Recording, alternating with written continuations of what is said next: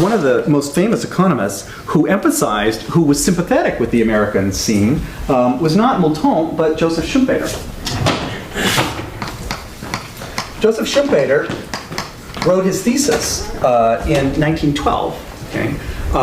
And he emphasized the importance of banking for economic development. And this was an idée fixe for him for the rest of his life, okay? That he said that it's really important to have banks that are willing, I'm going to erase this now so I can write something else.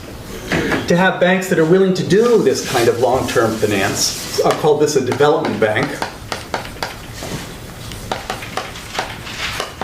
That is willing to expand its balance sheet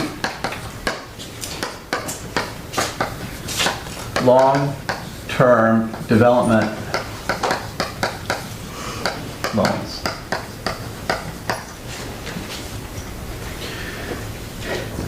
What is this? Money market funding of capital market lending. Okay, long-term finance that's funded short-term. He said this is important. We can't rely on this mechanism where you're selling bonds to some saver here. We have to be able to create new money. That's what this is. This is creating new money to give to entrepreneurs so that they can then go, they don't have to save it, okay? They don't have to get somebody who has saved it to give it to them. It's created from nothing. It's created from nothing through this balance sheet magic, this alchemy of banking, okay? To say that is to start courting being a monetary crank or something, and Schumpeter was not a monetary crank, okay? And so now I got to show you how this worked. What disciplines this system? What disciplines the system? If you're going to expand your balance sheet, what prevents you from this looks like it's free and like it's a free lunch, but expanding your balance sheet to finance development is not the same thing as bread from heaven. Okay, and we're going to see that in a minute. Okay, development finance. Other couple names there. Schumpeter was a big fan of a fellow named H.D. MacLeod,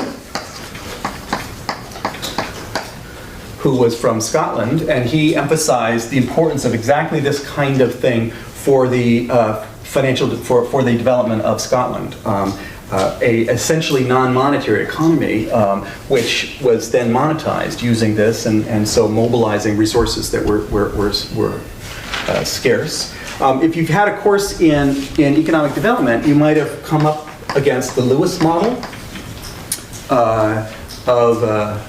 which is about an economy where most of the labor force is working in subsistence agriculture and is very unproductive because they're just living on the farm there. And he emphasizes the importance of banking for mobilizing that resource, that surplus resource that's sitting out of the countryside and getting them moving into the cities and into the factories and so forth. So this use of banking as a tool of development is not just a hobby horse of Moulton and Schumpeter. It's not particular to America.